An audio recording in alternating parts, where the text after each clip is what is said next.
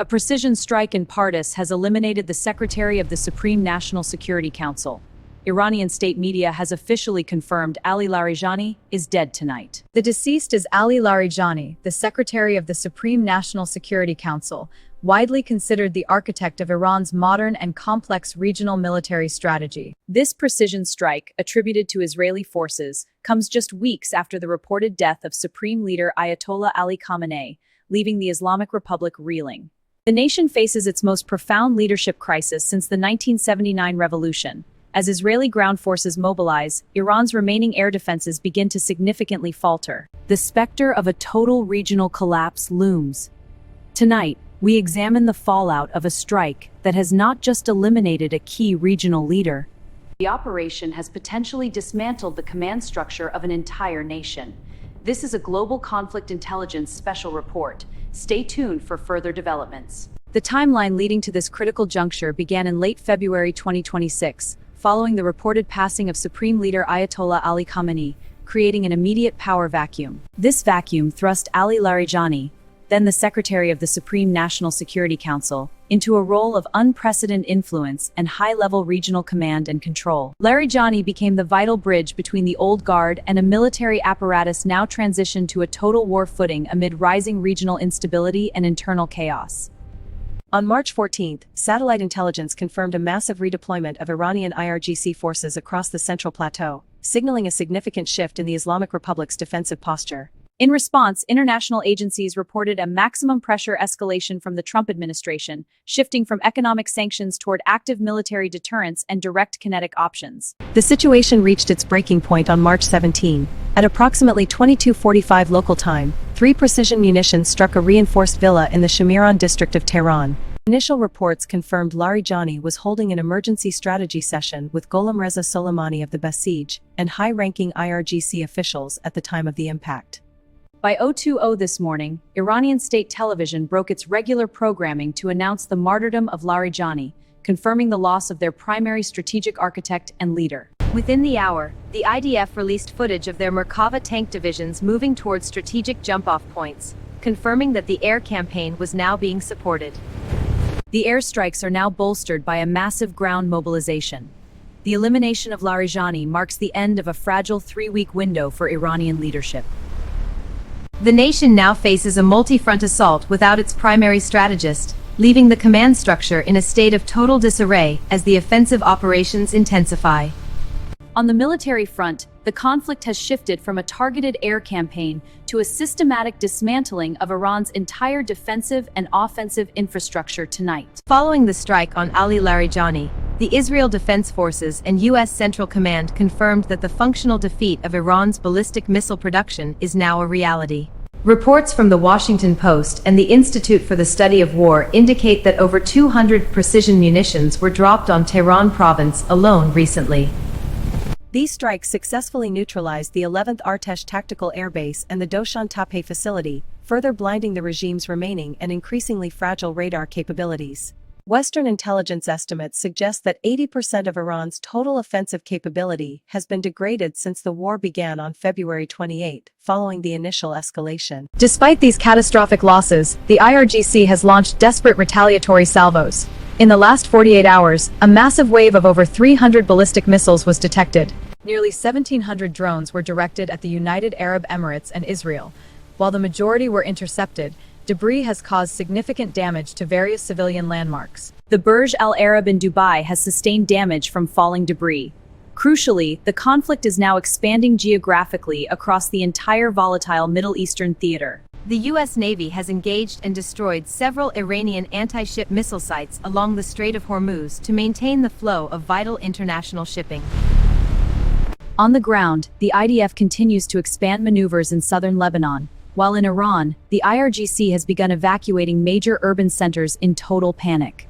The coalition message is clear. The window for Iranian military response is closing as their command structure is systematically erased and their primary strategists are eliminated. The international community is reacting with a mixture of alarm and calculated resolve.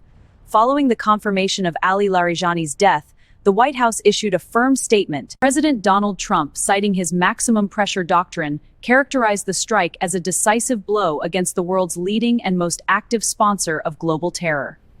He warned that any Iranian retaliation would be met with force 20 times greater than previously seen, signaling a new and dangerous era of active military deterrence.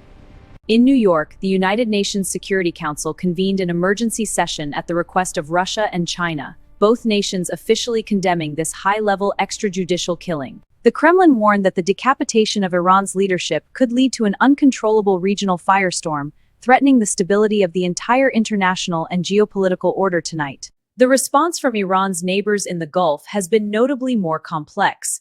Al Jazeera reports that Qatar and Oman have called for an immediate ceasefire now. Regional powers, including Saudi Arabia and the UAE, have remained largely silent, focusing instead on activating their own sophisticated and high-alert missile defense shields for national protection. The European Union has expressed grave concern over escalating civilian casualties. Josep Borrell stated that with Larijani's death, the last viable channel for a diplomatic off-ramp has vanished. As the IRGC vows crushing revenge, the U.S. Navy's Fifth Fleet has moved into a full combat posture within the vital and strategic Strait of Hormuz.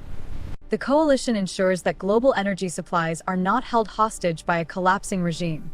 This remains a developing story from the Global Conflict Intelligence Special Desk. The strategic significance of Ali Larijani's elimination cannot be overstated.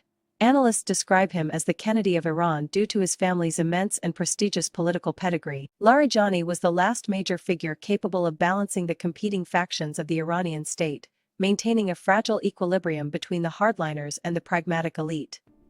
Reports from The Guardian and The Times of Israel indicate his death is a body blow, potentially more damaging than the loss of the supreme leader himself. While Ayatollah Khamenei provided the religious and ideological soul of the regime, Larijani was its operational brain and the primary architect of the strategic Ring of Fire. With Larijani gone, the Supreme National Security Council is effectively headless. This decapitation of the command structure occurs while Iran's conventional military remains under extreme duress. Intelligence data suggests that without Larijani's pragmatic oversight, the IRGC may pivot toward even more radical, decentralized tactics and unpredictable, high-risk asymmetric warfare across the entire region. The Economic Times notes that Larijani was one of the few officials with the intellectual standing to potentially negotiate an end to the current and devastating conflict. His removal signals a shift in coalition strategy, from seeking a negotiated settlement to pursuing a total systemic collapse of the current and defiant Iranian political administration. As the last pragmatist is laid to rest, the path to a diplomatic off-ramp has vanished, leaving only the prospect of continued, high-intensity and lethal kinetic warfare. As the dust settles over the Shemiran district, geopolitical analysts are now outlining three primary and high-stakes scenarios for the coming and highly volatile days ahead. The most immediate concern, according to reports from ABC News and the Associated Press, is the Hydra effect now threatening the stability of the entire region. Without the centralized, stabilizing influence of Ali Larijani, Iran's regional proxies from the Houthis in Yemen to various militias in Iraq may begin acting entirely autonomously and unpredictably. This could trigger a fragmented, multi-front conflict that is far more difficult to contain than a traditional state-to-state war, complicating international efforts for any regional de-escalation. A second scenario involves the internal collapse of the Iranian administrative state. Intelligence sources suggest a potential and violent power struggle between the regular military and the IRGC. This internal friction could lead to a palace coup or, conversely, a desperate, last-ditch military escalation intended to unify the country against an external and powerful foe. The third and perhaps most significant scenario is the grand realignment of the Middle East. Israeli ground forces continue their methodical and high-intensity push across strategic fronts. As the U.S. maintains its maximum pressure stance, the very map of the region is being redrawn. Analysts suggest the final chapters of the Islamic Republic are unfolding. If Tehran cannot appoint a successor to Larijani who commands respect, the window for a frozen conflict has closed, replaced by the prospect of total systemic transition.